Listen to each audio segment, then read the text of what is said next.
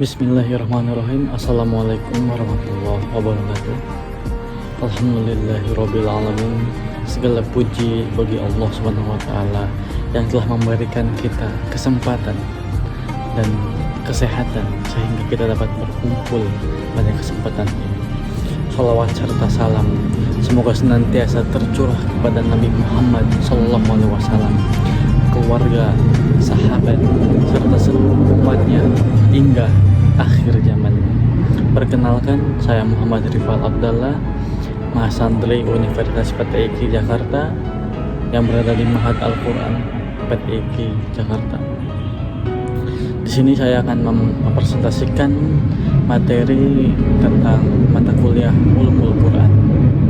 Sebelumnya, pernah nggak ketika kita membaca atau mendengarkan ceramah tentang kisah para nabi, kita merasa heran karena ceritanya begitu rinci.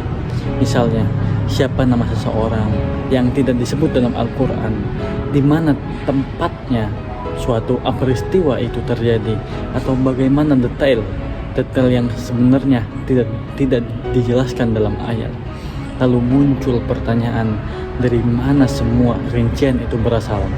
Pada kesempatan ini kita akan membahas salah satu fenomena menarik dalam ulumul Quran atau dalam sejarah penafsiran Al-Quran, yaitu masuknya riwayat-riwayat Israiliyat ke dalam khazanah tafsir Islam. Pembahasan kita akan dimulai dengan pengertian Israiliyat, kemudian sejarah munculnya Israiliyat, jalur masuknya ke dalam literatur Islam, klasifikasi riwayat menurut para ulama, dan beberapa contoh kisah populer yang ternyata berasal dari Israiliyat, hingga bagaimana sikap kita sebagai muslim dalam menyikapinya dengan tepat. Sebelum masuk lebih jauh, mari kita pahami terlebih dahulu mengapa kisah-kisah dalam Al-Quran seringkali tidak disertai detail yang lengkap. Karena hal ini, Al-Quran bukanlah kitab sejarah ataupun kumpulan-kumpulan cerita semata. Tujuan utama Al-Quran adalah memberikan petunjuk, pelajaran, dan nilai-nilai kehidupan. Oleh karena itu, Al-Quran lebih menekankan hikmah yang dapat diambil daripada rincian seperti nama tokoh tambahan, waktu kejadian, atau lokasi secara spesifik. Berbeda dengan Taurat dan Injil yang banyak memuat uraian sejarah secara detail, Al-Quran memilih fokus pada pesan-pesan moral dan spiritual yang ingin disampaikan. Namun, rasa ingin tahu manusia tentu tidak bisa dihindari. Ketika menemukan kisah yang tidak dijelaskan secara rinci, sebagian umat Islam pada masa awal kemudian mencari informasi tambahan dari tradisi ahli kitab yang hidup berdampingan dengan mereka. Di awal, mari kita mulai. Apa itu Israiliyat? Secara bahasa, Israiliyat berasal dari kata Israiliyah yang dinisbahkan kepada Israel atau nama lain dari Nabi Yakub alaihissalam. Dalam kajian ulumul Quran, Israiliyah merujuk pada berbagai kisah, riwayat, legenda, atau informasi yang berasal dari tradisi Yahudi dan Nasrani yang kemudian masuk ke dalam literatur tafsir maupun hadis.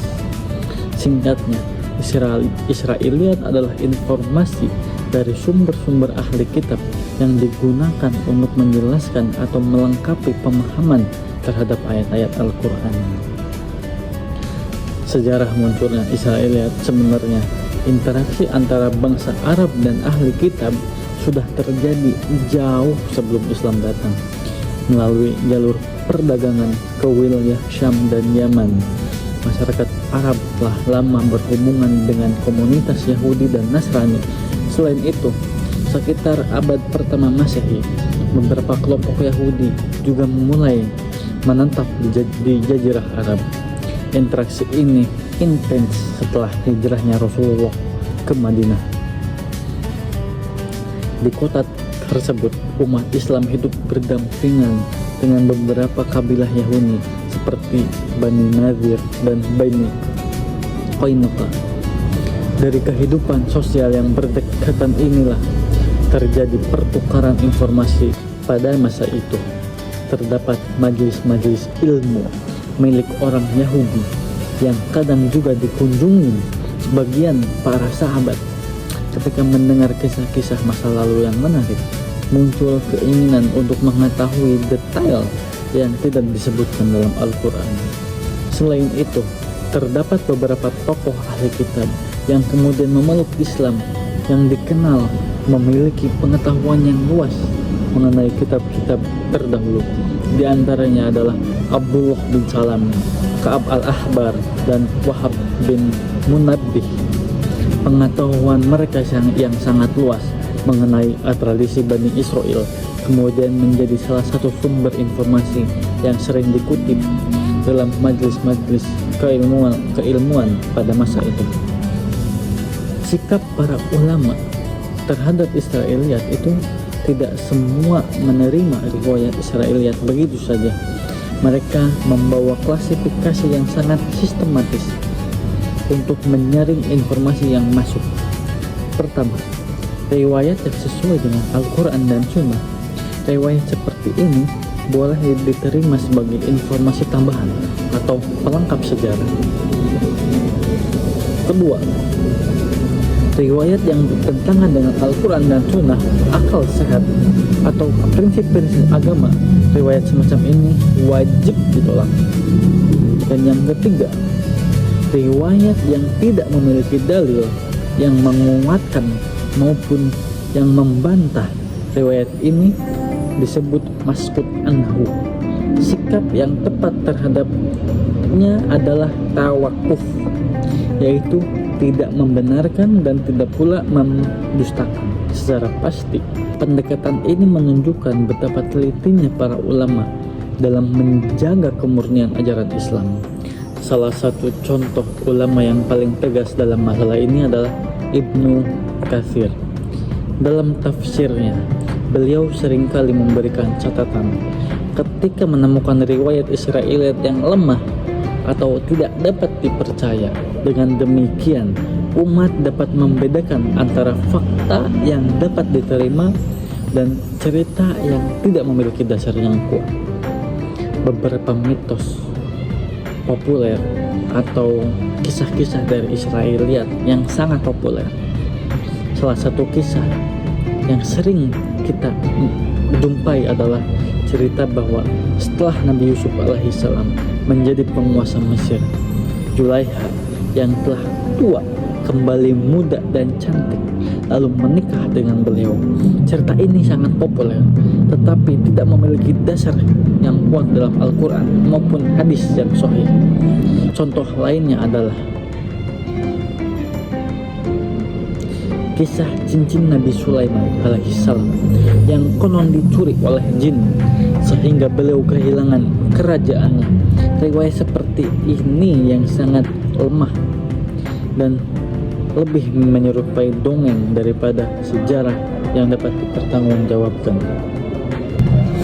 Ada juga kisah yang menuduh Nabi Daud alaihissalam sengaja mengirim seorang panglimanya ke medan perang agar terbunuh demi bisa menikahi istrinya yang cantik. Riwayat ini jelas bertentangan dengan prinsip kemaksuman para nabi dan tidak dapat diterima dalam Islam. Lalu bagaimana sikap kita sebagai muslim terhadap Israiliyat? Pertama, sikap berhati-hati dan tidak mudah mempercayai setiap cerita yang beredar. Dan yang kedua, menjadikan Al-Quran, Sunnah, dan penjelasan para ulama sebagai rujukan utama dalam memahami agama. Dan yang ketiga, menolak setiap riwayat yang bertentangan dengan akidah, syariat, dan kehormatan para nabi. Dan yang keempat, memahami bahwa riwayat Israiliyat yang dapat diterima hanyalah pelengkap sejarah, bukan dasar utama dalam membangun keyakinan dan pemahaman agama. Sebagai penutup, masuknya Israiliyat ke dalam literatur Islam merupakan bagian dari dinamika sejarah yang tidak dapat dilepaskan dari interaksi umat Islam dengan berbagai peradaban di sekitarnya. Namun, yang lebih penting adalah bagaimana para ulama telah mewariskan metode yang sangat ketat untuk menyaring setiap informasi yang datang, sehingga pemurnian agama Islam tetap terjaga. Jika para ulama terdahulu begitu teliti dalam memverifikasi setiap riwayat yang mereka terima, maka sudahkah kita memiliki sikap yang sama ketika menerima berbagai informasi yang beredar di media sosial saat ini? Terima kasih atas perhatian dan kebersamaannya dalam kajian hari ini. Teruslah belajar, teruslah berpikir, dan semoga Allah senantiasa membimbing kita kepada kebenaran. Wassalamualaikum warahmatullahi wabarakatuh.